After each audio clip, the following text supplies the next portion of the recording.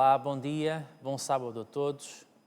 Vimos neste momento agradecer a vossa companhia em primeiro lugar e vimos desejar que se sintam bem aqui connosco. E já sabem, podem deixar os vossos comentários aí na caixa do chat, quem estiver a ver em direto, ou na zona de comentários do vídeo. Deixem o vosso gosto, façam as vossas partilhas para as pessoas que querem estudar a Bíblia connosco e que possa ser uma bênção para todos nós. Estou aqui com o meu irmão Jaime, não é? Irmão na fé. Aqui estamos mais uma vez, não é, Jaime? Exatamente. Mais uma vez para estudar a Palavra de Deus. Um bom dia, um bom sábado a todos. Sejam todos bem-vindos, né? Vamos aqui aproveitar ao máximo essa lição que tem assuntos assim importantíssimos, né? Para aprendermos e colocarmos em prática na nossa vida. Exatamente. Também dizemos um olá aos nossos irmãos também das igrejas aqui vizinhas, as igrejas de Sangalhos e Vila Nova de Monsarros, que também se sintam abençoados e acompanhados connosco aqui em Aveiro neste estudo. Jaime, sem mais demoras, vamos então orar para iniciar a lição? Podes orar? Sim, vamos. Senhor Jesus, querido Pai, queremos, ó Pai, te agradecer em primeiro lugar por estarmos aqui com vida e com saúde para estudarmos, ó Pai, recapitularmos tudo que aprendemos durante a semana. Pedimos, Senhor, a presença do Teu Santo Espírito aqui para nos orientar, nos ajudar a compreender, a entender e não só, e espalhar essa mensagem, Pai, a todo mundo. Esteja com cada um que irá assistir também, em nome de Jesus. Amém. Amém. Ora, muito bem. Lição número 5, não é, Jaime? Sim, lição número 5. Uma lição interessante. Nós na lição número 4 deste trimestre, né, estamos a ver o Evangelho de Marcos. E na lição número 4 tivemos, que foi semana passada, tivemos a ver as parábolas. Né? E esta lição 5 vamos ver os milagres, mas não são quaisquer milagres. O título da lição diz milagres ao redor do lago. Portanto, são milagres ali numa zona geográfica específica. Sim, exatamente. Né? Pronto, e aqui este lago, não é? É conhecido pelo Mar da Galileia. O Mar da Galileia, que não é um mar, né? É um lago grande. É um lago grande. Só que é tão grande que é chamado de mar, não é? Tive aqui a curiosidade de saber mais ou menos aqui a extensão. Não sei se você também viu isso. E já vamos dizer que em primeira mão para todos que estão aí nos acompanhando.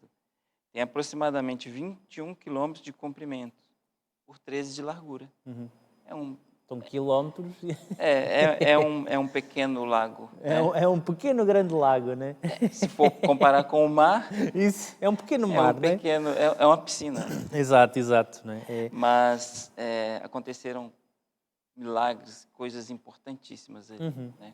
Sim, e tem aqui um aspecto interessante que o autor da lição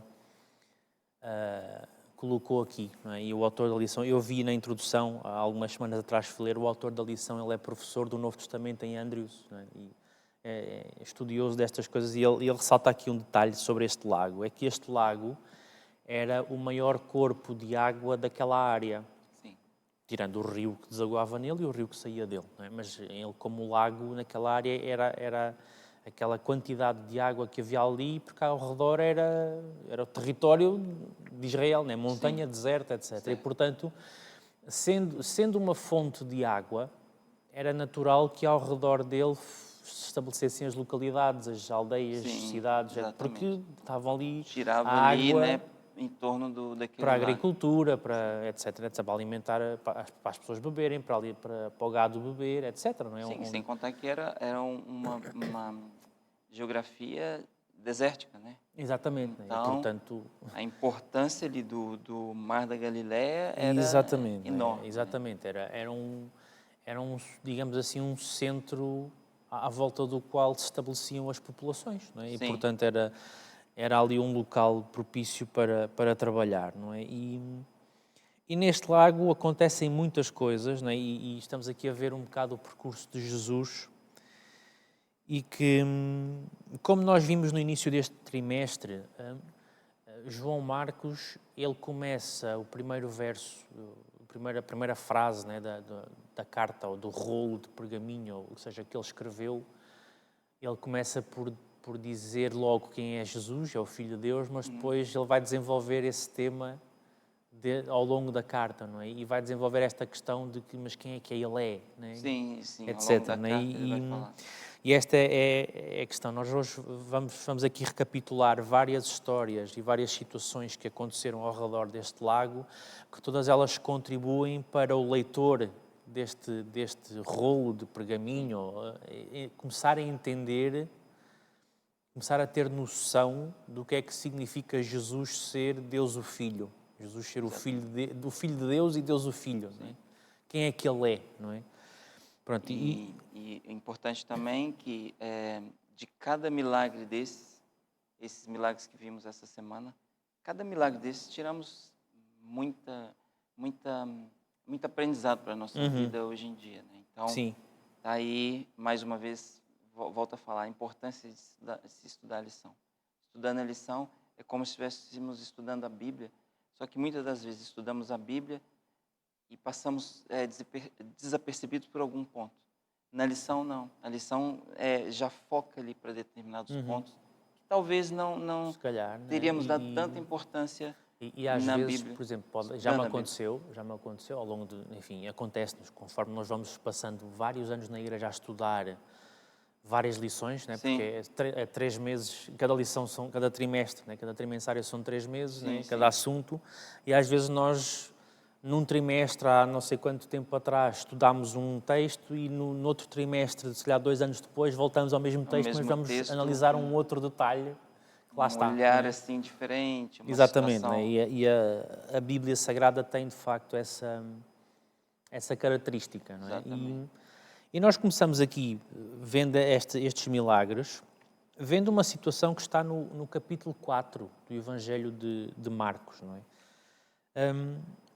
Que é uma situação que é muito, muito conhecida por todos aqueles que leem a Bíblia, que estudam a Bíblia e que são cristãos, e até por vários não cristãos, enfim, já ouviram falar desta situação, quer creiam nela ou não, que é a situação em que Jesus acalma uma tempestade, não é? No mar da Galileia, não é? E está em Marcos no capítulo 4, versos 35 a 41, não é? Rui, só um minutinho. Força. Nós falamos aqui que o mar da Galileia, na realidade, não é um mar, é um grande lago. Mas isso não deixa de ter tido ou ainda ter tempestades. Sim, repara, ele é tão grande que ele tem ondulação, ele tem comportamento de mar, digamos assim. Não é? Eu andei a dar uma lida sobre isso e realmente ali houve e ainda existe tempestades, né? Só para pontuar isso. Exatamente. Portanto, esta tempestade que acontece aqui na Bíblia, nesta situação, não foi uma coisa fora do normal que aconteceu ali. Não, é uma tempestade. Era uma tempestade Okay? que aconteceu. O que aconteceu fora do normal foi o que Jesus fez com a tempestade. Exatamente. Bem, Isso bem é que foi lembrado. fora do normal. Bem lembrado, é isso. Não é?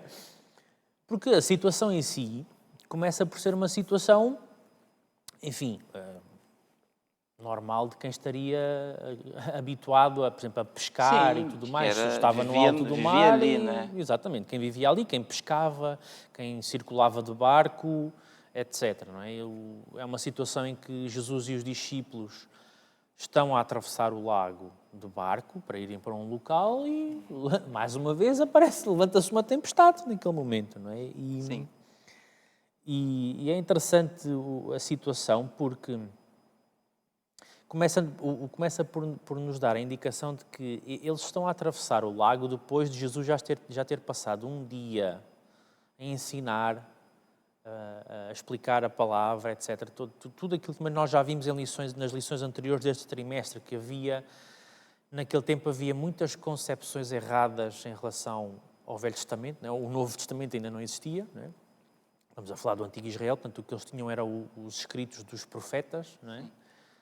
Mas havia muitas concepções erradas, muitas tradições que já tinham sido colocadas por cima dos ensinos da Escritura, do Velho Testamento, não é? E havia muitas expectativas que não eram o que estava aqui, eram expectativas já criadas pelas pessoas, etc. Não é?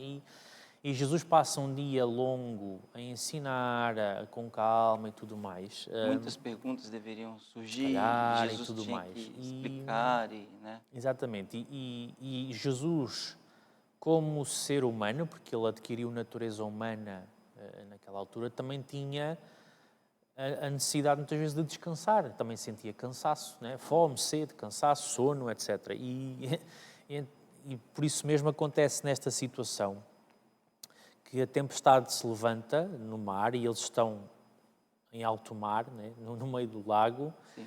E os discípulos começam a lutar, entre aspas, contra as ondas, contra a água que entra no barco, e Jesus está no barco a dormir de tão cansado que ele está. Exatamente. Né? E até porque, se a gente for pensar bem, eu não posso afirmar isso, não sei se você consegue falar, não sei se é falado, mas pelo que estudamos durante essa semana, esses milagres aconteceram todos no mesmo dia, numa sequência, não é? Sim, A sim, cura, sim.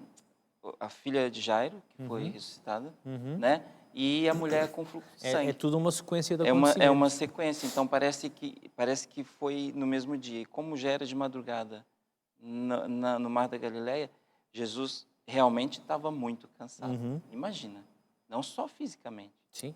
né?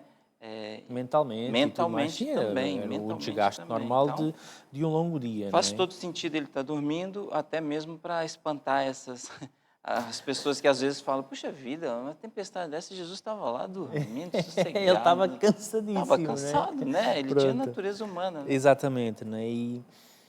Mas depois acontece aquilo, né? Os discípulos começam a perceber, enfim, alguns deles tinham sido pescadores de peixe mesmo, né? Para além de agora estarem a ser pescadores de homens, e começam a perceber que cada vez é mais água que entra e menos a que sai, Exato. não é? Alguma coisa está errada aí. Isso, algo de errado não está certo, né? Como É. se costuma dizer. E eles começam a perceber que a coisa não vai correr bem do ponto de vista humano. Exatamente. E então acordam Jesus, Senhor, né?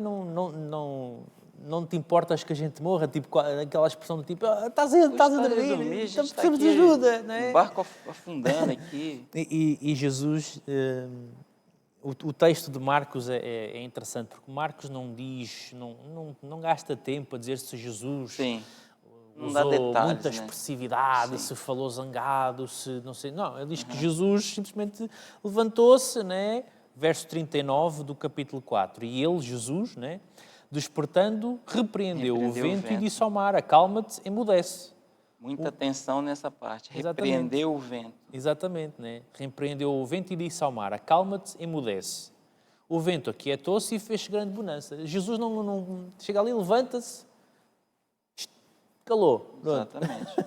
E as nuvens, ok, pronto, segue. Fez a parte dele, né? Exatamente, né? E aqui é um aspecto interessante, é que ele não precisou de fazer grande coisa. Jesus simplesmente virou-se para os elementos e disse, acabou, calai-vos, Exatamente. ponto. Com autoridade. Calai-vos, ponto. Exatamente. Ou seja, e aqui temos o Criador, não é? E a dizer àquilo que ele criou, ei, a minha vontade é X. Exato. E a criação obedece ao Criador, não é? Sem hesitar, não é? É isso mesmo. E podemos fazer aqui um paralelo, e a lição traz muito bem isso, dessa relação com Deus, no Salmo 104. Podemos até ler aqui, Salmo 104, e essa parte de Jesus dando ordem para o mar se acalmar, né? Salmo 104, 1 a 9. Vamos ler aqui rapidinho, só para a gente ter ideia como Jesus, como Deus agem, né, com a natureza. Então, Salmo 104, 1 a 9. Bendize, ó minha alma, ao Senhor. Senhor Deus meu, Tu és magnificentíssimo. Estás vestido de glória e de majestade, cobrindo-te de luz como de um vestido, estendendo os céus como uma cortina. Ele é o que edifica sobre as águas as suas câmaras, o que faz das nuvens o seu carro, o que anda sobre as asas do vento. Faz dos ventos seus mensageiros e dos seus ministros um fogo abrasador. Lançou os fundamentos da terra, ele não vacilará em tempo algum. Tu a cobriste com abismo, como um vestido, As águas estavam sobre os montes. À tua repreensão fugiram. À voz do teu trovão se apressaram. Subiram pelos montes, desceram pelos vales, até o lugar que para elas fundaste. Termo lhe puseste, que não ultrapassarão, para que não tornem mais a cobrir a terra. Vemos aqui esse paralelo, né? Essa relação da imagem de Jesus acalmando a tempestade e desse poder que Deus tem em meio à natureza, né? Vemos o controle em que Deus Sim, tem a autoridade, a autoridade que Deus tem diante da criação, e o mesmo se passou com Jesus, né? Exatamente. Chegou e com autoridade mandou que o mar se acalmasse, se aquietasse, e imediatamente tudo se acalmou, né? Isso é E a interessante. lição salienta aqui 5 passos, ou 5 características, não são bem passos, mas 5 características destas situações, que são situações que a nível de estudo das Escrituras, elas são denominadas de teofanias, né? São situações em que o divino se manifesta no planeta Terra, né? São as teofanias, são demonstrações do poder divino, não é? E elas tipicamente têm aqui 5 características, não é? A primeira é a exibição do poder divino, não é? A exibição ali, não é? Sim. A segunda é o temor humano, porque muitas vezes a exibição de poder divino, e este caso era um deles, vem em resposta a uma situação que faz o ser humano ficar com medo, não é? A terceira é a ordem para não ter medo, não temas, não é? A quarta são as palavras de revelação, não é? E a quinta é a resposta humana à revelação. E é interessante que nós aqui temos vários destes elementos. Não temos aqui as palavras de revelação. Jesus não se vira para as nuvens e diz: olha, eu sou o não sei quê, em nome do não sei quê, acalmem-se. Não, ele diz simplesmente: calem-se, pronto. Aqui não é necessário palavras de revelação. Exato. Mas é interessante a resposta, este elemento da resposta humana à revelação do poder, do divino. Não é? Porque os discípulos, quando isto acontece, depois o relato bíblico diz-nos que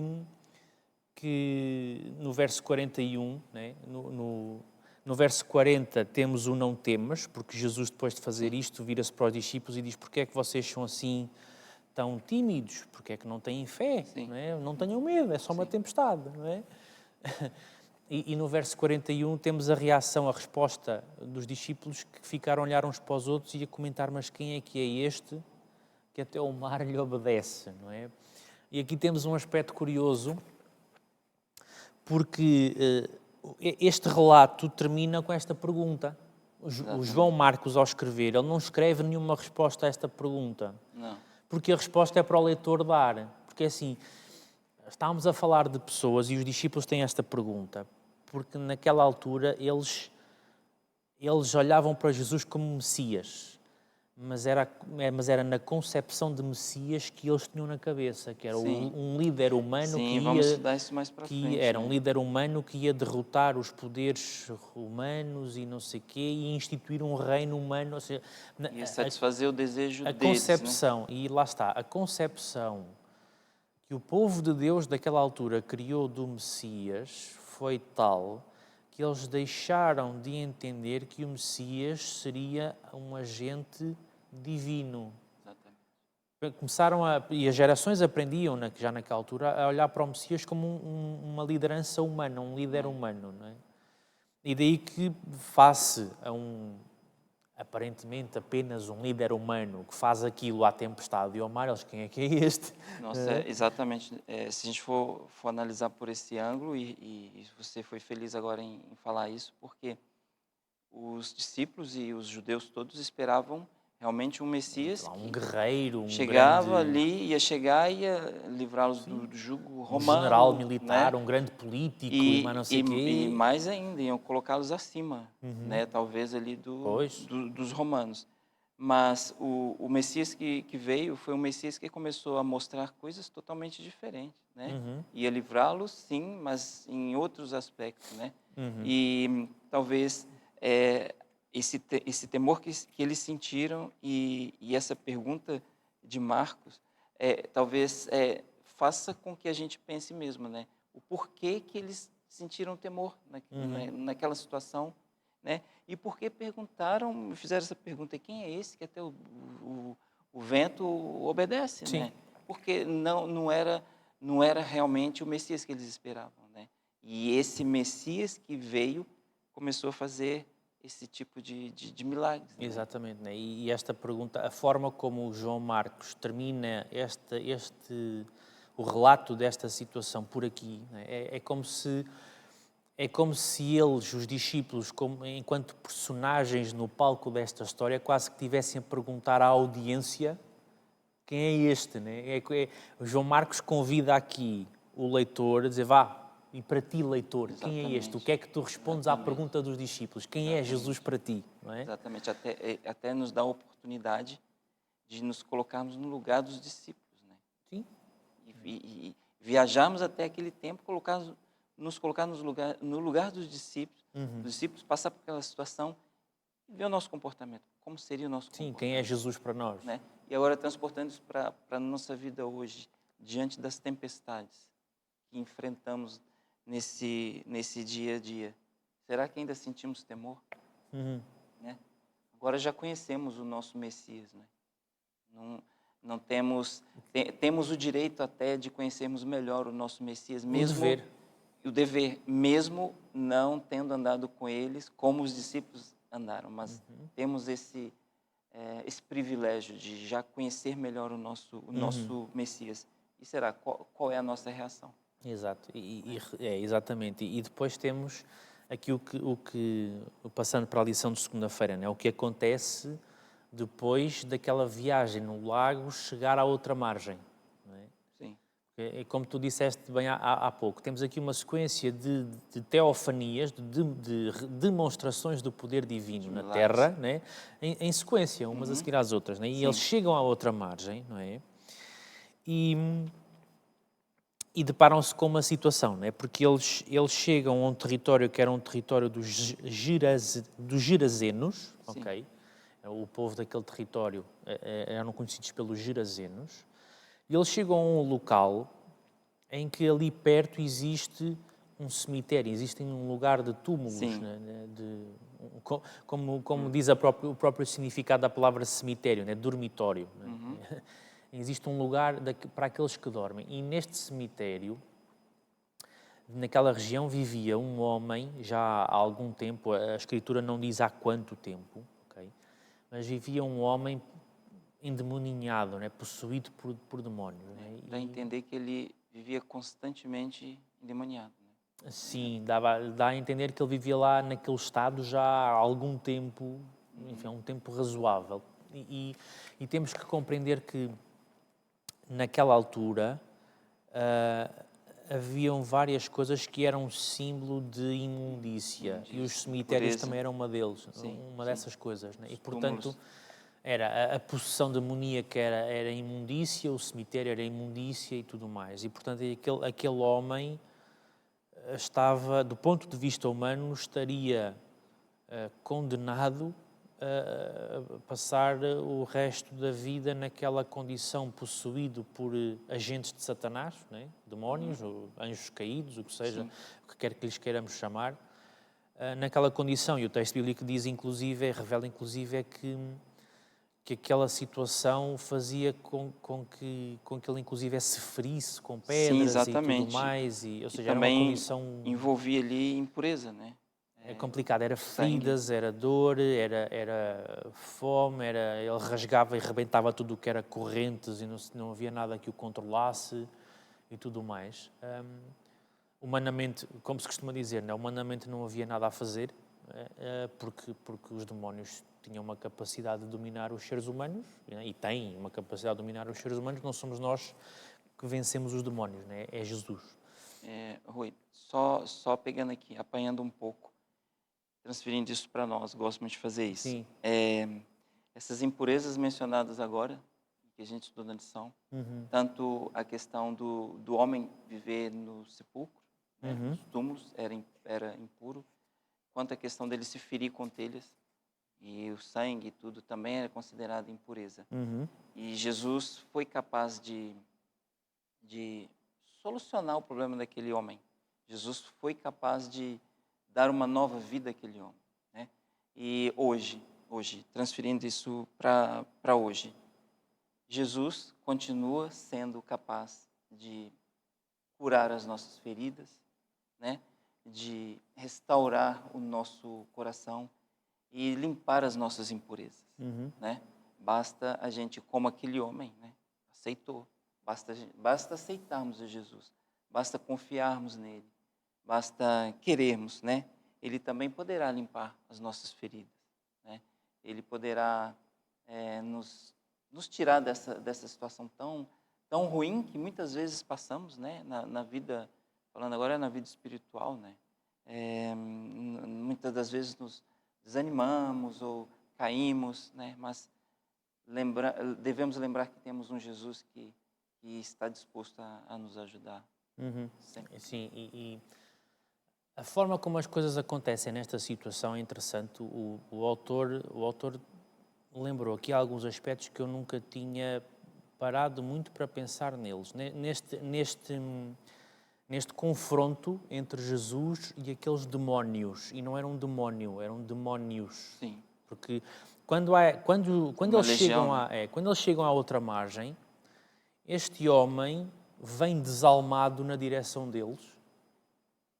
O homem viu Jesus, não sabemos que conhecimento é que ele teria do Messias, que noção é que ele teria, mas não sei, ele vem desalmado na direção deles. Eu faço ideia, os discípulos e as outras pessoas que estavam ali à volta devem ter saído ali a correr, não é? E ficou Jesus ali parado e o homem a vir na direção de Jesus, não é?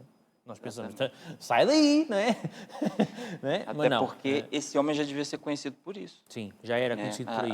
Os E discípulos Jesus já deviam sabia. saber. Jesus sabia. Sim, não é? sim, Jesus sabia. Sendo Deus, mas é interessante que este homem vem desalmado e chega ao pé de Jesus e prostra-se aos pés dele, não é?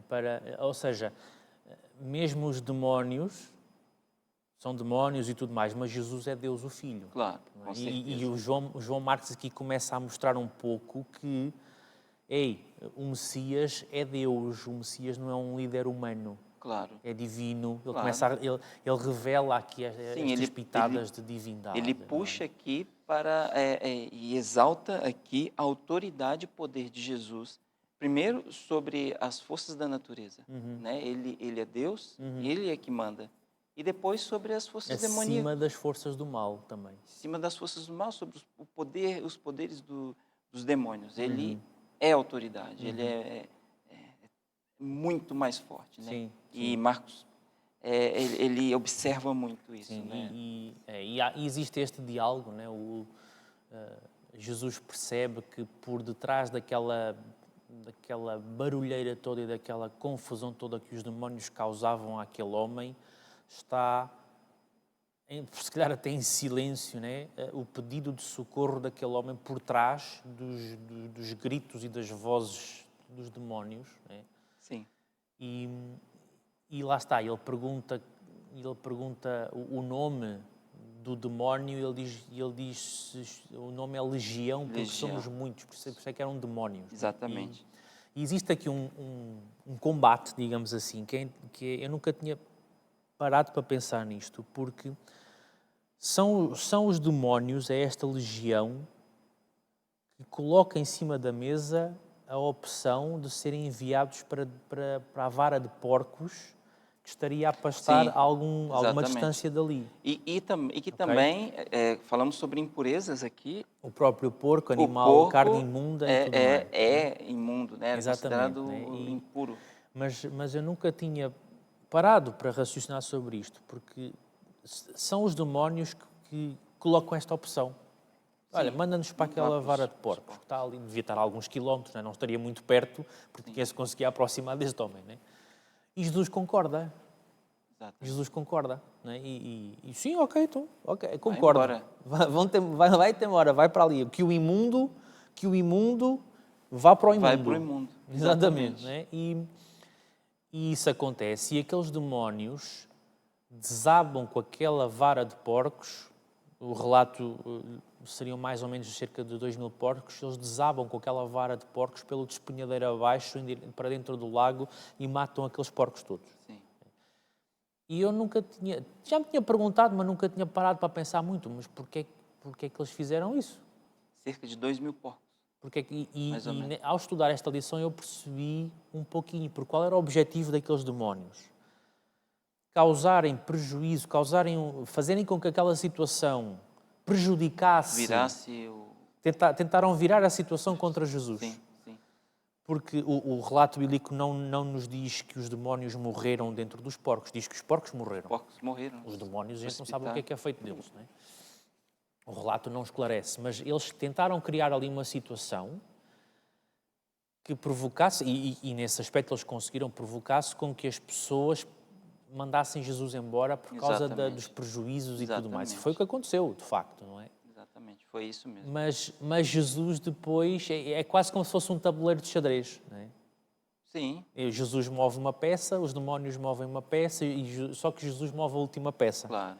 Porque Jesus curou este homem, as pessoas, quando se aproximaram para lhe pedirem para ele se retirar dali, viram a diferença no homem. O homem estava quieto, sossegado, vestido. O relato até diz, o João Marcos até diz vestido, o que dá a indicação que se calhar antes não era ele bem assim. ou não era vestido, ou era roto, ou era não sei o que é que era, né? Com as roupas sujo, rasgadas, né? com as feridas, com não sei o quê. Né? Não sei quem o vestiu, João Marcos não diz onde é que lhe arranjaram roupa, só diz que ele agora estava vestido. Não é? E Jesus, este homem, como vários outros que já foram analisados em lições passadas, pede para ir com Jesus, e Jesus, não. Aí é que está. A tua missão, a peça que eu estou a jogar agora no tabuleiro é tu ficares aqui e seres minha testemunha aqui. Sim, exatamente. Okay? Olha que Deus maravilhoso é esse, né? Que além de curar aquele homem, né, expulsou-lhe a legião de demônios dele, não permitiu esse homem ir com ele, mas deu-lhe a oportunidade de fazer uma coisa muito poderosa, que tinha uma missão diferente para ele. Falar, ser testemunha viva do que Jesus fez por ele, do que Jesus podia fazer pelas outras pessoas. Sim, e repara, aqui fazendo, como tu dizes muitas vezes, aplicando para o nosso tempo, às vezes eu imagino esta missão, eu vou fazer isto e vou fazer aquilo e vou fazer aquilo outro por Deus. E às vezes tu dizes, não, Rui, a minha missão para ti não é nem essa, nem a outra que estás aí a escolher. A minha missão para ti é esta outra. Exato. Ok? A minha missão às vezes somos nós, não é que você vá comigo, é que você pregue o evangelho aqui. Às vezes somos nós que queremos escolher os nossos projetos para Deus. E Deus diz, Ney, confia em mim, aceita o meu projeto e não os teus projetos. Claro, não é? Claro, com certeza.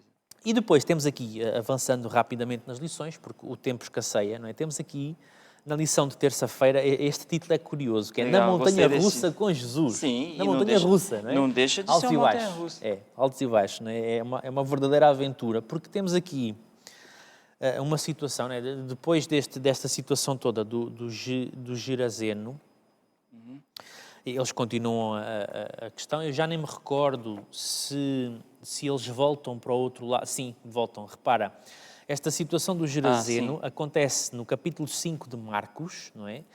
E do verso 1 até ao verso 20. Portanto, ele vai àquela região e cura um homem. E depois no verso 21 diz assim, tendo Jesus voltado no barco para o outro lado, afluiu para ele grande multidão e ele estava junto ao mar. Repara, ele foi para ali, para Gerazeia, com a missão de curar um homem. Fez toda a viagem. Lá do outro lado, né?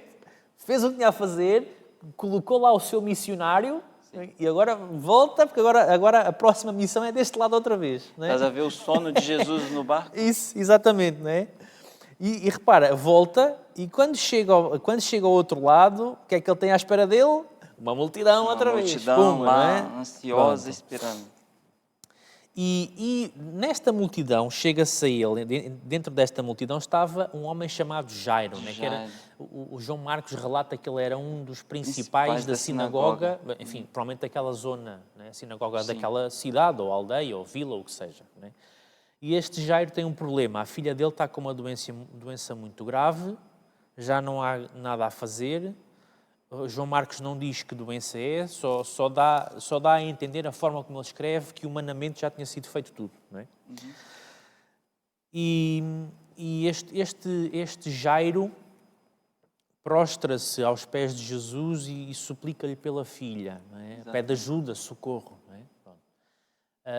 O que é interessante, porque ele sendo um dos principais da sinagoga, era judeu da elite judaica, Sim, etc., sim. mestre da lei ou outra Sim, coisa sim. qualquer. Não era, talvez não seria assim muito oportuno ele ir ter com Jesus, Se né? calhar a nível social ou a nível Sim. daí seria mal visto pelos outros líderes. Então estás-te a prostrar, não sei, Exatamente. pronto, enfim, o que seja, né? A nível político e tudo mais. Mas um pai e uma mãe, quando uma filha ou um filho está gravemente doente, no desespero, se calhar já tinha tentado tudo e no desespero Não ia pensar é a nisso, minha né? filha, não é? Exatamente. Pronto, e temos isto tudo, não é? E Jesus, é dito que Jesus, Foi. ok, vai com ele, não é? Sim. Mas depois há esta interrupção aqui a meio, porque... E o Marcos faz isto algumas vezes, faz como uma espécie, o autor até diz, uma espécie de uma sanduíche, né? Começa uma história, Sim. mas depois Já a meio muda para outra, que acontece pula no para outra meio, e só história. depois é que volta para a primeira história, né? Portanto, é Exato. o pão, é a soja e é o pão outra vez, não é? Pronto, e portanto temos aqui esta questão, porque ok, Jesus foi com ele, e agora mudamos, Muda a história, né? muda a história. Mas é interessante pensar que aqui, mesmo no verso 24, né? E foi com ele, né? E seguia-o uma grande multidão que o apertava. E já entra na história dessa mulher. Da mulher com o fluxo de sangue, No verso 25 já começa a contar a história dessa mulher, que também é muito conhecida, não é? que também é muito conhecida, Claro, né? a mulher que estava com uma doença grave há muito tempo, tinha um fluxo sanguíneo, já tinha gasto tudo que era recursos com médicos e tudo mais daquela altura, não conseguia nada, então ela percebeu e nós estudámos aqui, não é? há uns meses atrás, nós vimos com o nosso irmão Ruben Fernandes, não sei se te lembras, que ele nos Sim. mostrou que o que ela fez ao tocar na capa de Jesus foi confiar numa promessa que existia nos escritos dos profetas, acerca do manto, que o Pois é manto verdade. traria cura. Sim, Ok? sim, Ou sim. seja, ela não vai tocar, ela não decide Sim. tocar na roupa de Jesus só porque lhe apeteceu. Não é? Sim. Existia uma promessa. Não é? E ela faz isto, ela faz este toque, né? No meio da multidão, por trás toca na capa, no manto de Jesus, e a promessa cumpre-se, porque quando Deus promete uma coisa, Ele cumpre. Não é? Pronto, e existe toda aquela situação, não é?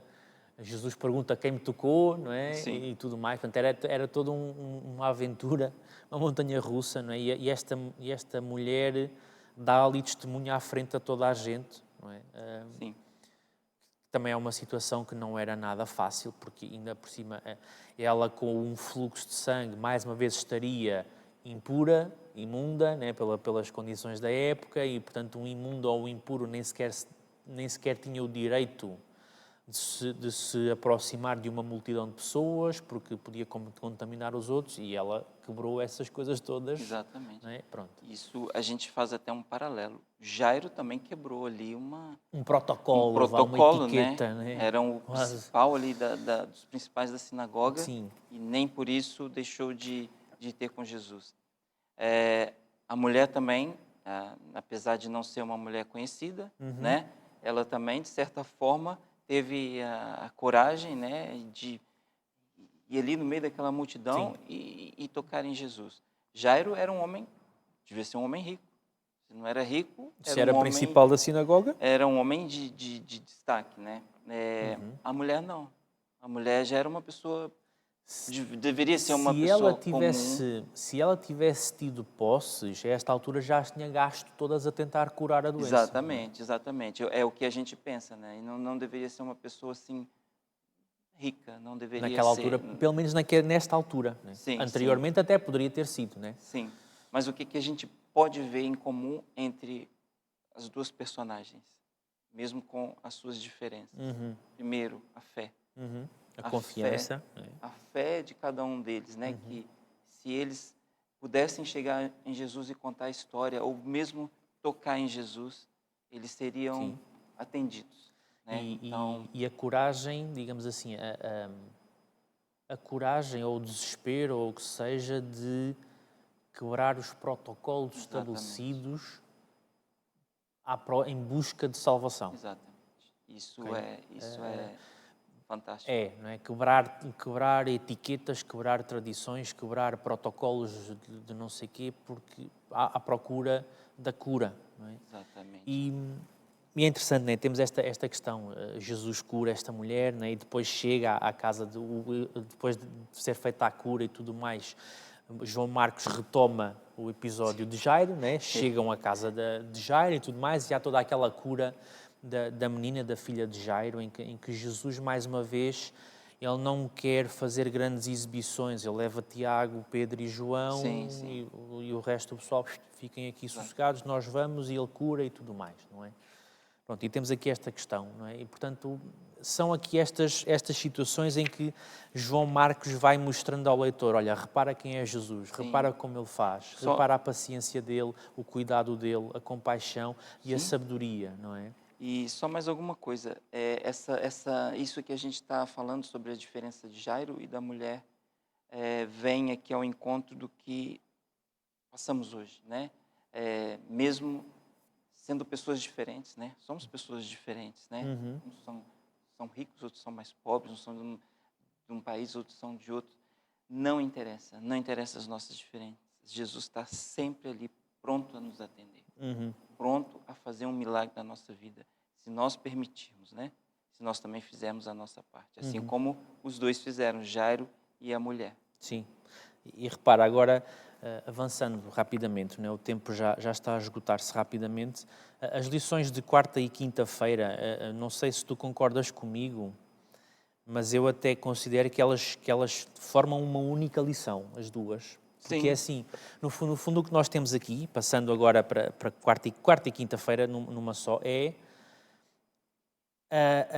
a fraca receptividade do povo de Deus a Deus. Não exatamente. é? A rejeição do Messias. Não é? Porque se por um lado estamos habituados, estamos não, eles naquela altura estavam habituados a olhar para a figura do Messias que iria vir como um líder humano, um líder político, uma pessoa, se calhar, que consideravam que teria que ser alguém da elite, alguém que tivesse influência, que nascesse nos círculos certos e que circulasse na geopolítica correta para liderar e não sei o quê, não sei o quê. E há uma rejeição da elite da sociedade por causa disso, por causa de todo um conjunto de raciocínios e expectativas humanas diferentes daquilo que estava revelado.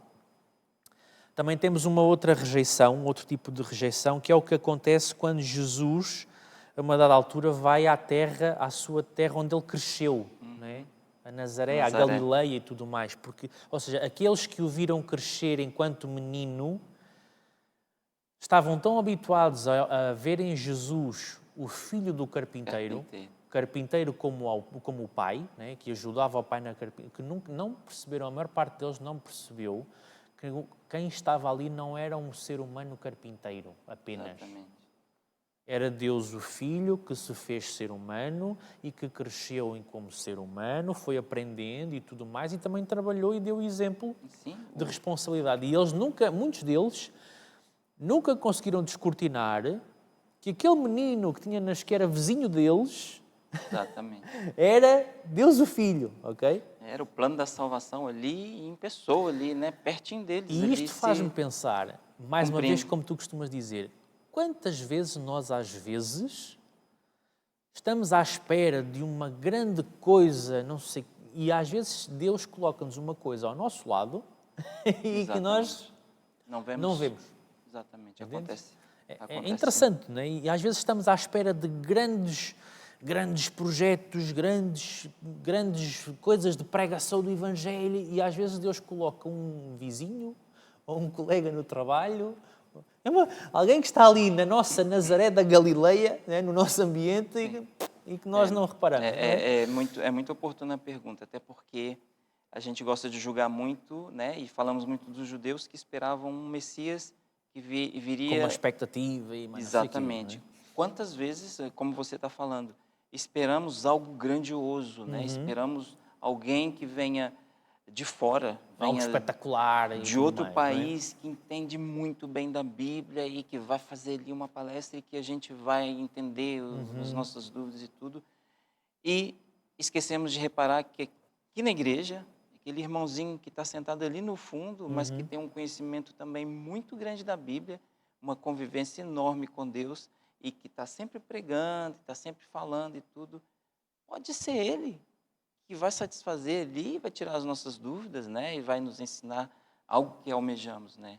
E é uma lição Sim, né? interessante de se pensar assim. E aqui está uma grande questão, né? Uma grande lição, mesmo já para terminarmos, né? Porque muitas vezes temos que pedir a Deus a sabedoria para sabermos entender qual é a próxima missão que Ele tem para nós. É o que é que Ele tem para eu fazer. Às vezes pode ser uma coisinha. Só que com Deus não há uma coisinha, com Deus nunca é uma coisinha.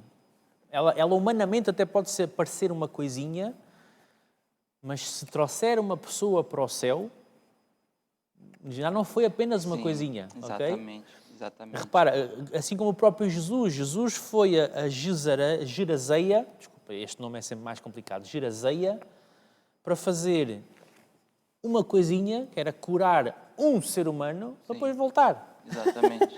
E aparentemente era uma coisinha, Sim. não é?